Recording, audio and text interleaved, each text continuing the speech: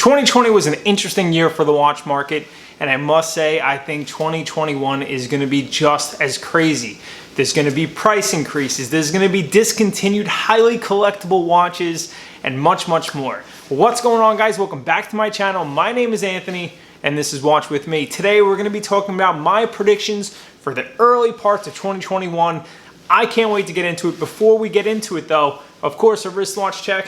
Today I am wearing my Rolex Submariner. It is my go-to, my #1 watch in my collection.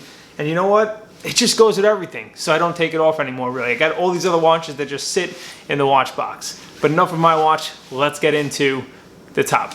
So #1, there is a lot of speculation of a Rolex price increase. And to be honest with you, it's justified. 2020, if proven anything, shows that nothing is gonna cripple the watch market.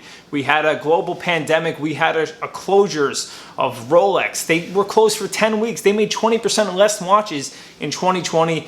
Perhaps that made the market go even crazier, but all the watches increased in value. So you know what? A price increase is justified. I know the reason they're doing this is to also protect the secondary market. I don't know if that will necessarily work, but let's just say a Rolex GMT Master 2 goes up to maybe 10.9. I do think that that's going to really cap the secondary market around $14,000 or $15,000 for this watch. So there's really not much of a price difference for this watch on the secondary market. I can't see a GMT Master 2 going for $17,000, $18,000, but you know what? Who knows what will happen. I do think a price increase will happen with Rolex. Nothing is confirmed yet, but I foresee that happening within the first quarter of 2021.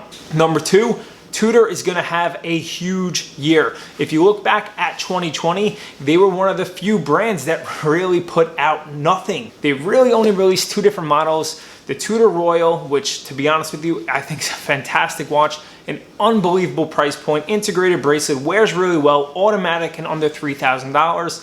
And then also the Black Bay 58 Navy. Sensational watch. I think everyone is a fan of the Black Bay 58. Proportions are perfect, 39 millimeters, fits my girlish wrist perfectly. And I think going into 2021, they're gonna release a lot of what should have come out last year and stuff that will come out this year. I think we're gonna see new Black Bay 58 color variations.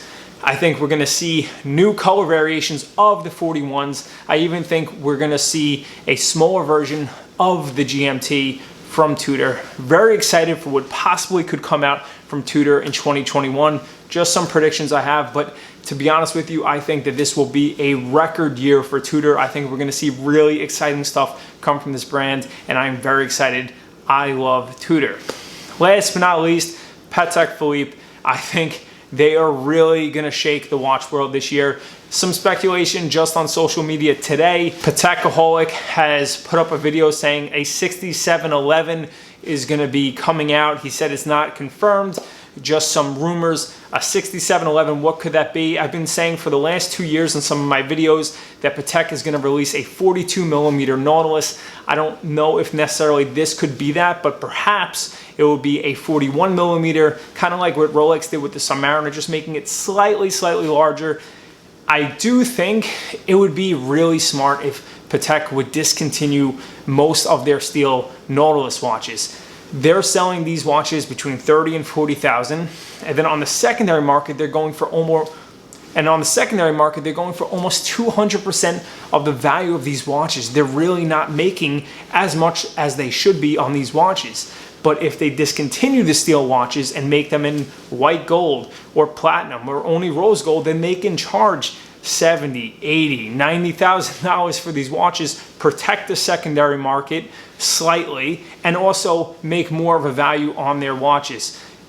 It's funny because, as you guys know, if you watched any of my videos, I am not a huge fan of the 5711 or really any Nautilus. I think they're extremely overrated. When I bought mine many years ago, I bought it because it was the entry-level Patek Philippe and I couldn't afford an annual calendar. And now it's become the end-all, be-all of the watch industry. So I really think it would be smart if Patek would get rid of some of their steel Nautilus and really preserve these watches in kind of the history of Patek Philippe and really make the market go crazy, but at least it's going crazy on a discontinued product rather than going crazy on a product that's still in production.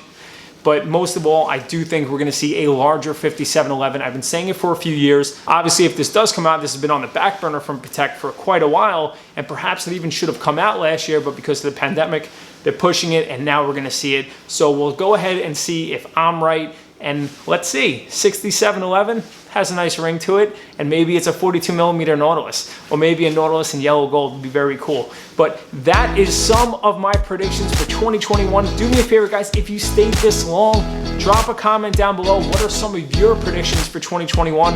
And as always, please give me a thumbs up.